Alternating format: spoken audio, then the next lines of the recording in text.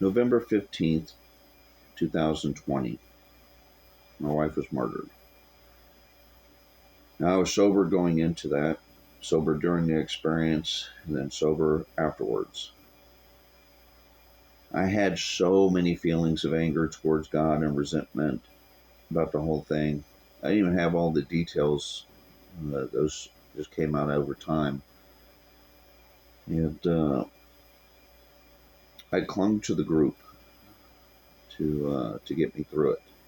And they did. And I thank them so much for it. But we will experience pain and loss in sobriety. So if this provides any hope to anybody experiencing that, then that's why I share it. Exactly 1 year later, the month, the day, and the year of of her death, I decided to take the day off of work because I didn't know exactly how I was going to respond. And you got to put in your notice in advance that you want the time off. So I scheduled it off, figuring I'm just going to do meetings all day, and you know that way I can get through the day all right. And after doing like 3 meetings, 4 meetings or something, I had decided, I'm okay. I can go to work. So I went up to work and asked if I could, just come in and pick up some hours, make a couple bucks. And like, yeah, sure. We've been completely dead in here, so really, there's not much to do. But if you want to stay, you can. And quickly I realized that there wasn't need for another employee. So I told the other guy, hey man, if you want to go home, you can. I mean, since we're dead, you're not going to make any money, neither will I, but I don't care. It's, want something to do. And so it was me by myself. And I spent most of my shift outside smoking cigarettes and drinking coffee, killing time. Because at that point I was kind of committed to be, to be in there.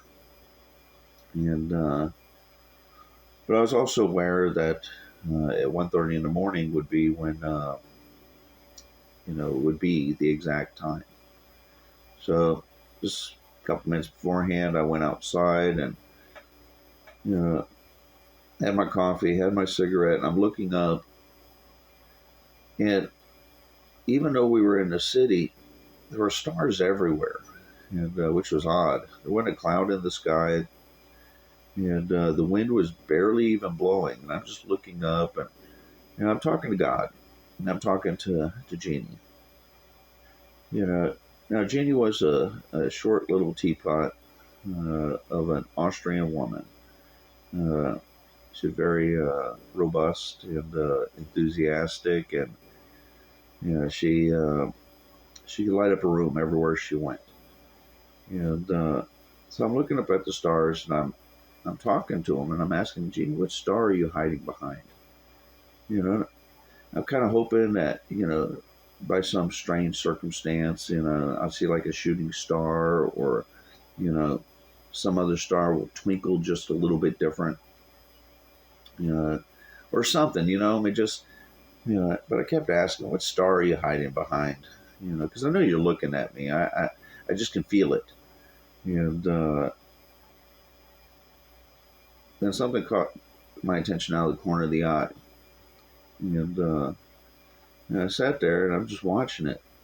Now, the building next to us was a strip center. It goes like a quarter mile one direction. It does an L shape, and it does like a half mile in the other. I mean, it's a long strip center. We were right there at the point.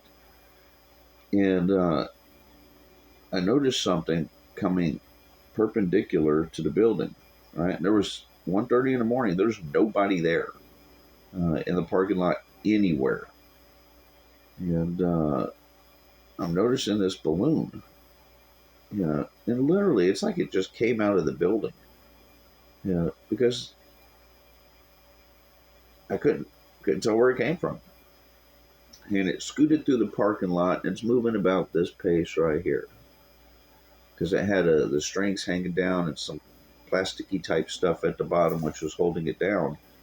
You know, and I'm looking at it, and it literally went through one of those shopping cart catchers. And I'm just standing there, like this, and it keeps on going, and it stops on the shopping cart catcher directly in front of me.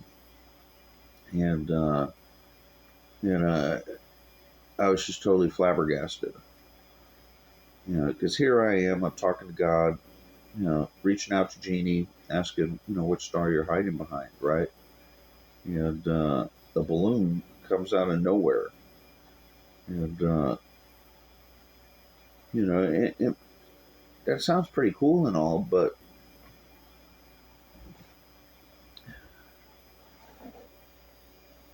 that's the balloon, right? Now, that balloon had been a like a giraffe, or it's a boy or something, just anything. I wouldn't have thought twice about it. But it's a silver star, you know. Now, some people have said, oh, well, that's coincidence because there are atheists in the program. So we tried sciencing this. What are the odds, that a silver balloon at the exact hour, minute, and second of the 1 year anniversary of my wife's murder would that come through a building, go through a shopping cart catcher, and stop right in front of me in a parking lot where there's nobody, especially when I wasn't even supposed to be at work? What are the odds that I would ask such a random, just totally random question? What star are you hiding behind? And then to see that, you know, well, statistically, it's 100% because that's what happened, you know, but for everything to happen the way it did, uh, the answer I got was, hey, dumbass, I'm right in front of you. I've never experienced anything quite like that. Because at that very moment, all the feeling of guilt, of remorse, of regrets, of pain, everything just washed out of me. It was almost like a physical experience of, like I had a little cork at the bottom of my toe and somebody pulled it and everything in me just escaped. I now carry her with me everywhere I go. I'm very conscious of her presence in my life. And, yeah, it's a wonderful feeling. I can't explain it. You know, if anybody else can't, knock yourself out. I've tried because I overanalyze stuff. That's kind of a character defect of mine. I overanalyze stuff. And I've hit this with every single thing possible. Occam's razor said the simplest explanation is probably the correct one. She was right there with me. So if you feel loss of any type in AA or in general, just know that you're not alone. There are things out there that we can't explain. And I guess I would fall into the faith area. Could be that maybe that I don't have drugs and alcohol in my system blinding me from stuff, that I can start seeing the world as it is. And that includes seeing stuff which is unexplainable.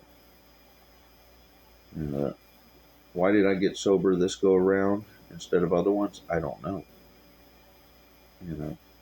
Maybe it's like the big book says, where it says everything happens for a reason and nothing happens in this world by mistake. Maybe God's working in my life. And if I seek, I will find. If I ask questions, they'll be answered. And I have no doubt that Jeannie was with me that evening. And her answer was quite clear to me. I'm with you, and it's okay. So that's the story of the silver balloon.